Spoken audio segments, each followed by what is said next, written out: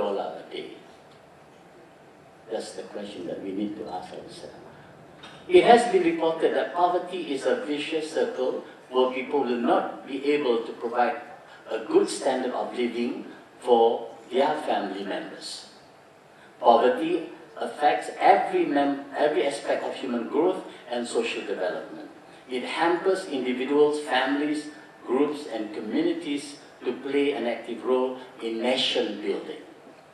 Poor nations will fabricate unproductive citizens, which eventually will enhance social ills. Poor nations will produce self-centered citizens because the need to survive is far more crucial than helping others who are in need for help. Corruption will be widespread and become common practice, particularly among government officials. Corruption eventually will impede sustainable development, threatening political stability, and endanger social and economic development. The Asia-Pacific needs to prosper and pay attention to progress. Progress will create opportunities for every citizen to participate in decision-making process pertaining to their lives. Progress will not only allow people to live on more than $1 a day, but will also eliminate poverty. I believe social workers can help to overcome crises in this region by empowering the underprivileged communities to be inclusive in the nation building and be connected to the global economy.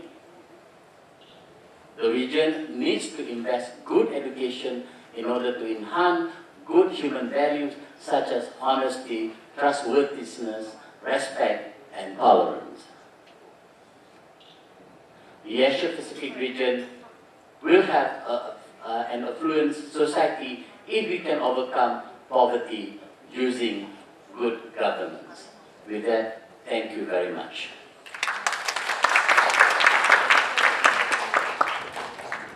Thank you very much, Professor Ismail Baba. His presentation is quite clear, isn't it? Look at the problem of poverty and corruption in our regions. This is a macro problems. I think it's happening in every nation in our regions.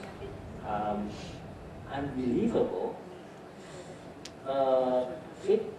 58% of the population in the region live under $1 a day. 1.9. Oh. So this is, I think this is very challenging problems for social workers in our regions, also corruptions. So what should be done in the futures, and what shall we pay more attention on these issues? This is the question that should be discussed in our sessions. Okay, so for the last speaker, these sessions will be James from New Zealand. I guess he has a very interesting presentations. So you have 15 minutes, okay? Yeah.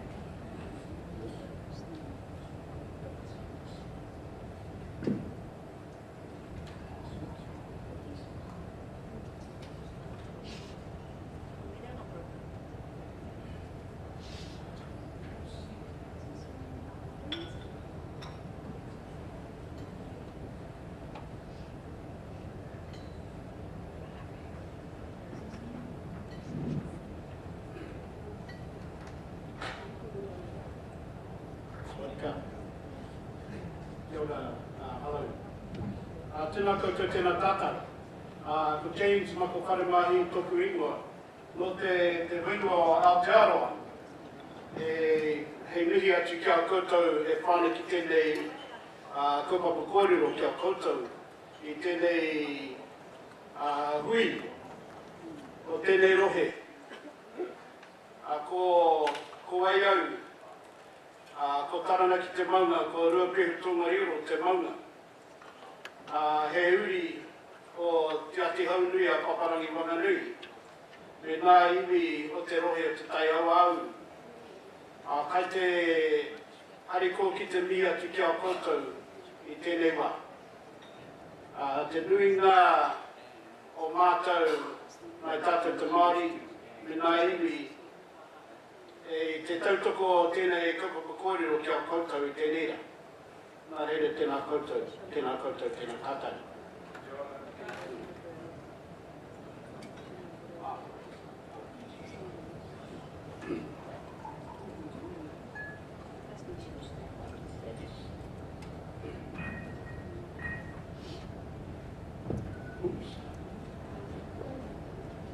Tēnā koutou. My name is James Mako Whare Mahi. I hail from the tribes of Wellington, Karanaki, and the Taupo region, with ancestral ties to Ngāti Karanungu and many of the iwi of Te Arawa. And also Tainui, which is my tribe of Ngāti Mahuta, and hapu of Ngāti Pāpākea. And I am recognised on many of the marae in my areas. Kia ora. I am a practitioner at heart. I have done the whole cycle of social work, hands-on clinical work through to policy and ministries, and back to working within my community. And my focus with most of my work has been community development. And so my presentation today is to look at the issues that face Aotearoa New Zealand.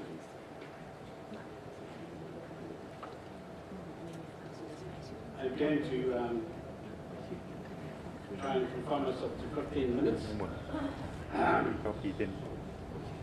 A whakatauki, a saying from my people is Hea hatu me nui o te ao. E ki atu au, he tangata, he tangata, he tangata. What is the greatest thing in the world? I say to you, as children, and as families, and as people. So if the issues facing us in Aotearoa New Zealand, and I do want to invite you to my land. Aotearoa means land of the long white cloud. And I guess that has great significance for our Pacific people, because when you associate cloud, you associate protectionism and cover and portent of good things. So on the land of milk and honey and peace, love and harmony, we are generally a happy-go-lucky people in the South Pacific. We are merely 4.6 million people, small in comparison to many of your countries, 42 degrees south, 174 degrees east. Our people found this land a long time ago. We migrated, we have had a number of migrations. Our first migration that we acknowledge is the migration over the many centuries. New Zealand is a realm that includes Tokelau Islands, Niue, Ross Islands, Chatham, Vekohu, people think they're independent, and part of Antarctica.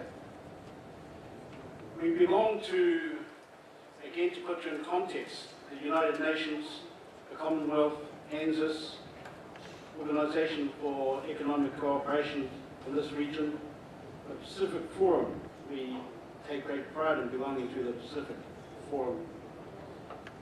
And my friend Shane Jones is looking after that for us these days.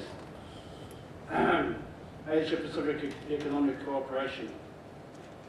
as my previous speaker mentioned, that these seem to be the focuses of our governments and nations.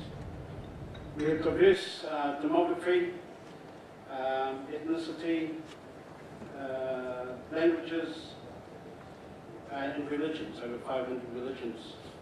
And we have a beautiful, diverse geography and climate.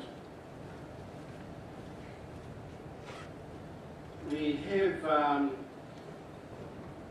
interesting, our people arrived and migrated to our land in 1250 AD over many centuries. And we trace our genealogy many centuries back, over thousands of years. But in recent times, we had a fellow by the name of Abel Tasman look at our land. He never landed, but he named our land New Zealand instead of, and we'll correct that one day. And then we had a captain called James Cook in 1769 who mapped our land, and a lot of his people came. We had people come to our lands. Our chiefs in 1835 declared a Declaration of Independence, and by 1840 a significant document was signed by most of our chiefs, Te Riti o Waitangi. And so we have many achievements, but these achievements are overcome by today's issues that face us and face some of our neighbours, our Pacific neighbours. We're a country that gave the world, first country in the world that gave the vote to women in 1893. We discovered unionism in 1894, and the first country in the whole of the Commonwealth to give pensions. We're a Westminster government. We participate in a number of theatres over the years, and currently our treaty settlements have been focused upon by the country. And these have included research of land confiscations, grievances, settlements and claims with apologies and return of some of our lands, and joint partnerships and governance, some case settlements and cultural redress. We have still a way to go, but we have accepted the claims process so that we can get on and move away from grievance mode as a people. Mana whenua, land and water. The dot points that I bring to you today in respect is a big thing for our people. Mana is respect. Mana is acknowledging people. Respect to tangata whenua, indigenous knowledge and rights is paramount for our two peoples and our land. Our official language is English and Māori. We're proud to say so is sign language. Issue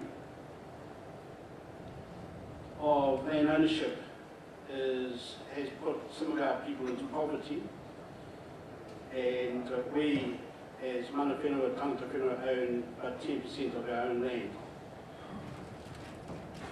There's still treaty issues, as I've mentioned, that's ongoing in regards to a number of current issues, mineral rights included, foreshore and seabed issues, and just this week the environmental report has just been released on the water, and so the issues there are water rights, clean waterways, and keeping our country pure. We have debates around conservation lands versus allowing mining licenses. Destruction of biodiversity is paramount for us as well. Protection of offshore economic zone. Species overfishing, not by us. I we're into saving whales and saving dolphins, all sorts of things. So Kiwis seem to love going offshore and participating in protests. We're activists from way back. Mana Taiao. Mana Taiao is important for us as a people. For us as an Indigenous people, particularly, we respect and have a relationship with our land and our water. And we look to co-guardianship. The issues in our region are rising sea levels. A lot of our neighbours have come to our land. We have welcomed our Pacific cousins to our land. We acknowledge that climate patterns are changing. Consumerism is also an issue inside this area.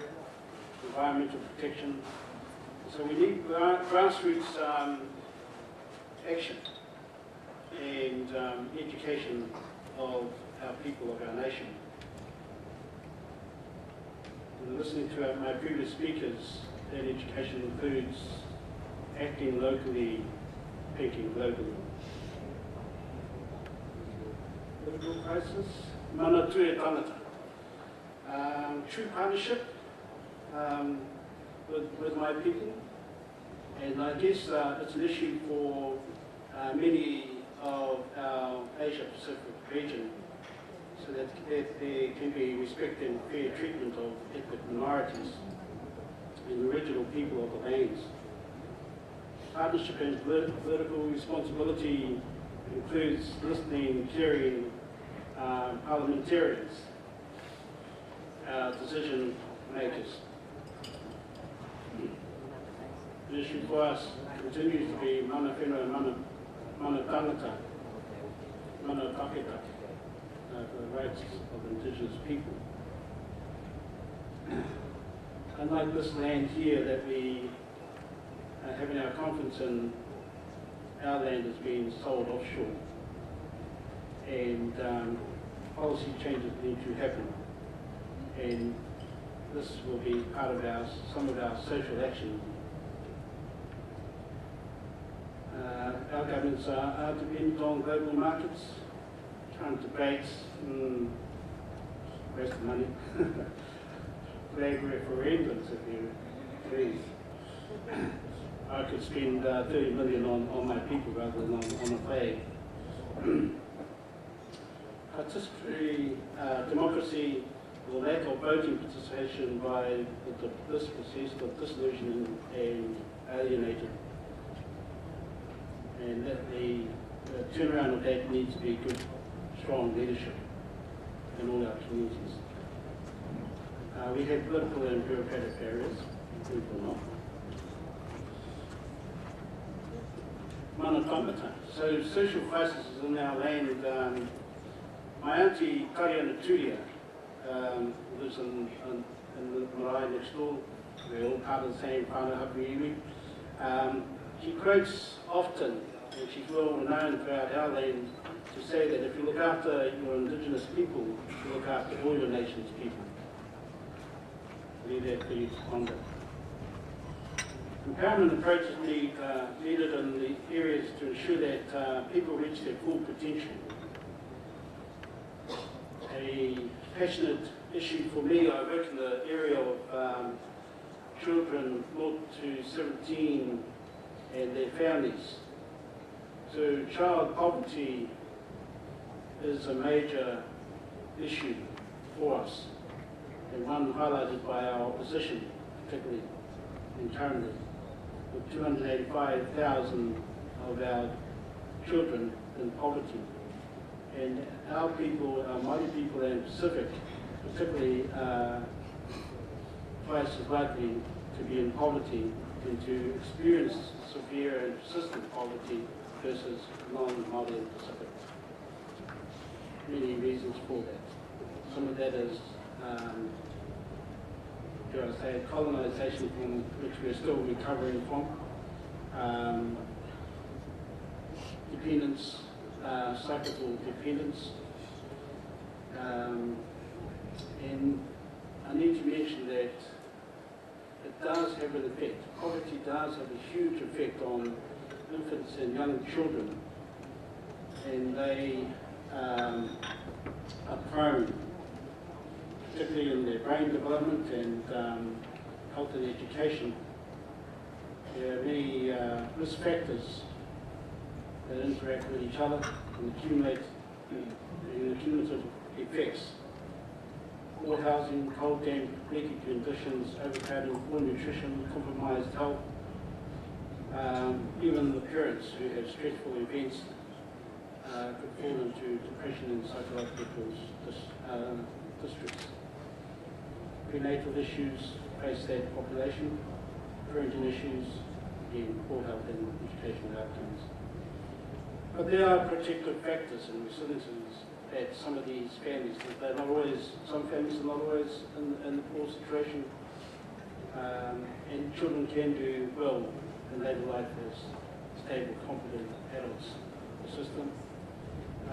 Even some of our MPs have quoted that they have had difficult upbringings.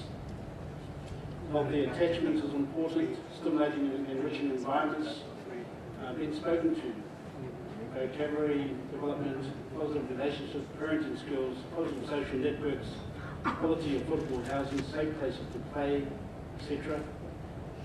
These are all happening. One of the emerging issues for our nation is homelessness occurring in our major cities. Asian populations. Current debate is care and protection of children issues. And we're having social reforms around that. Youth issues, particularly unemployment for our youth. Health issues, stigmatisation, victimisation in the mental health area. For me and my social work colleagues and academic professionals, social work must be part of the solution to facilitate, enable and be a catalyst for change in thinking and behaviour by whānau, family, community and government. Social work to be agents for change through social action, political activism, use of social media and networks. I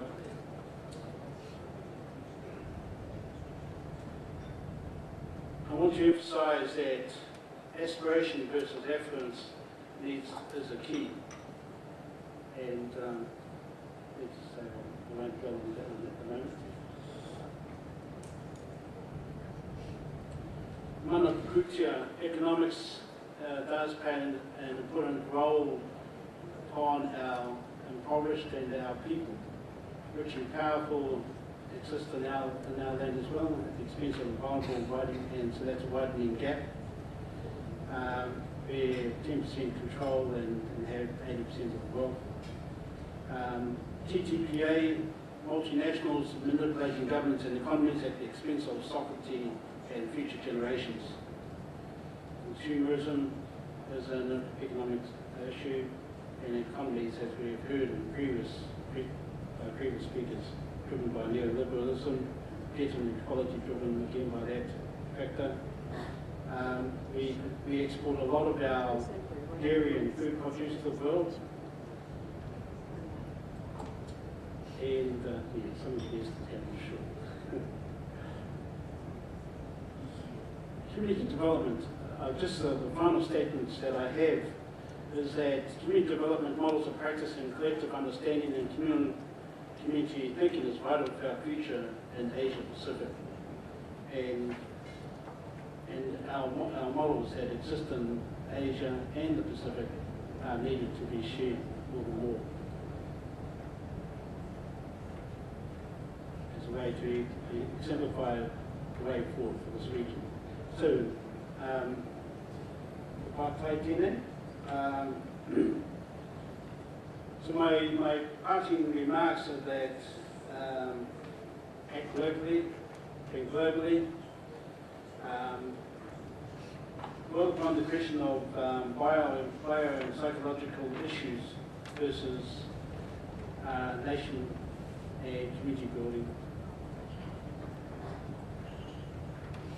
Koina te mutu ngā kakakoru. So, I've come to the end of my presentation. Ngā manakitanga kia koutou. Nā tēnei tangata nā te tika Maui, te waka Maui, mō Aotearoa. I ngā mana, e ngā reo, e ngā karangatanga maha, te ao nei, tēnā koutou, tēnā tātou katoa. Traditional for our people and part of our culture, even our Kiwi culture these days, is we will send you a waiata. And I've asked my colleagues, it's okay, Rose? You can sing Te Aroha. And this is in our top 10 of Kiwi songs. Some of you who've been to many conferences, our delegates sing this one. Te aroha, te whakapono, me te rangi mari e, tātou e.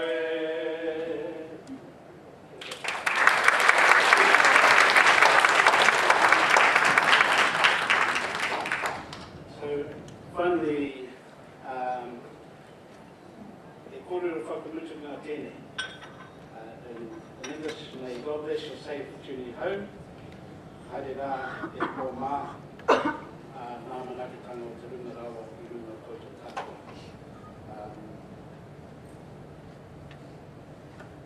For those of you who have my card, you're welcome to visit my land, and I'm happy to host you. Me and my people.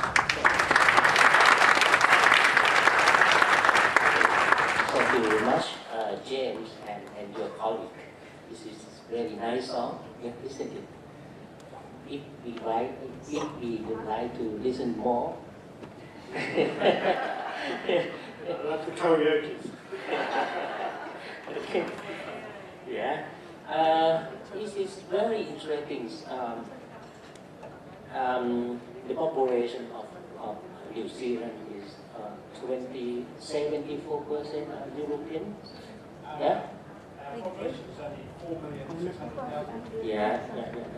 In terms of so you have 15% as all the yeah, and 11% Asian people. Okay. Generally speaking, people perceptions towards New Zealand is the country is clean and green countries. Yeah. But also you have another side of the coin. You have a problem inside your countries. So you mentioned a social crisis,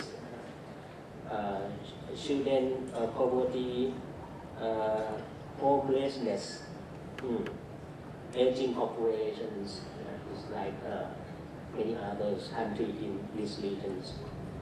Youth issues, okay. So these all crises, I would say, crises in our region need to be discussed.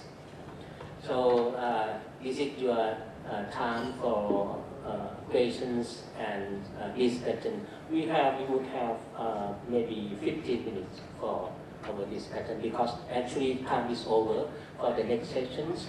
But we still have we have to extend our time because we start quite late. So we have 15 minutes if any people want to ask questions or share your idea. Please raise your hand and go to the microphone.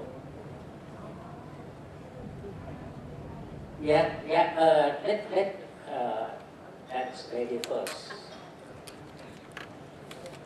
Please mention your name. Yes, I'm Karen Healy from Australia. No? Karen. It doesn't work. Maybe you go to the. Other one. in front of the stage, maybe. That one. Yeah, I think it should be well.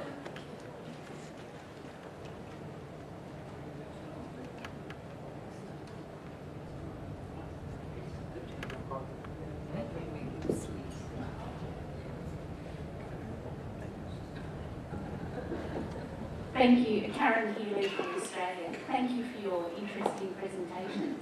My question is for Inhan. You said that the curriculum hasn't changed for 70 years and it needs to change. Could you give some suggestions around the directions that you think change needs to happen? Thank you very much, Karen, for your question. And actually, we try to all the foundation courses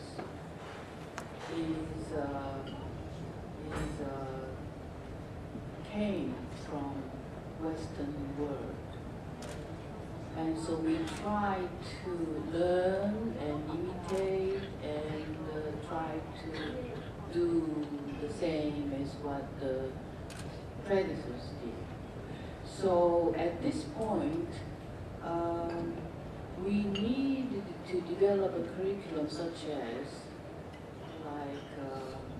contemporary social work issues in the classroom, and then we discuss.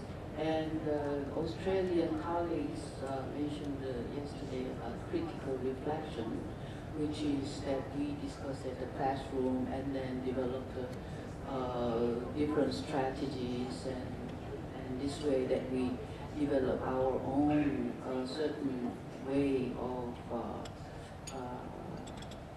theories and practical way. But at the same time, it is my dilemma that we need to learn the basic practice theory and basic practice skills and techniques. So pro and con is that we need to make the baseline very, very nicely, and then we need to add contemporary social issues into the curriculum, such as, for example, like aging. And we need more, because the population is really changing, and the mental health issues we need to include in the curriculum more heavily. And there are so many social problems that it doesn't reflect in the curriculum. So it's something really for us to really, for the educators and practitioners, really sit down and discuss, and we like your wisdom also. Thank you very much. Okay, thank you very much. Yes? Yeah. Thank you all for your presentations. I have one question for each of you. Ismail, you have one slide where you have talked of poor people being unproductive and self-centered. I just wanted you to clarify that. What did you mean by that? Because, okay, the question I have for In Young Han, Korea has developed very rapidly, okay, through a Western model of development, okay, opening your markets, etc. Very high levels of education. And now it seems there is, what I've read about the social issues in Korea, that highly educated people being unemployed. So is that an issue also that we need to look at in Korea? And James, First Nation people really have to fight for their rights. And probably New Zealand is one of the countries where, you know, your communities have done a lot. What are the strategies? I mean, has there been a revolution, an uprising? Or what kind of movements have there been where the First Nations have been able to get empowered. Thank you. Okay. So, Thank you very much, Vimala, for that question. What I'm saying is that poverty leads to many issues with personality development, social development, and also poor development in terms of good values.